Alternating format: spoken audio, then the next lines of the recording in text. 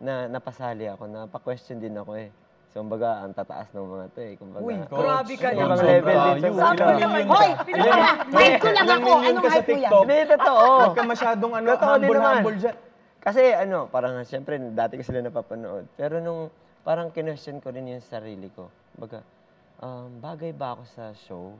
Walang sentimental. Makakatulong ba ako sa show? Pero siguro dahil sa experience din, kumbaga, it's about time siguro na makapag-share or like, magamit ko yung mga natutunan ko. Kundi kaya, magkaroon ng insight sa mga ginagawa ng iba. Kasi, dati din naman ako kontesero. Sobrang grateful kasi, parang ngayon ko lang na-experience yung ganito.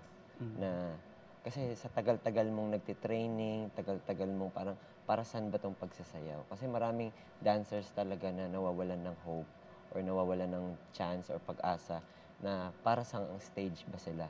Kumbaga, lagi silang nagtitraining pero hindi nila alam para sa ang stage. Sa life nila or di kaya para saan yung pagsasayaw nila kung may career ba talaga yung dancing. Pero para sa akin kasi, calling siya.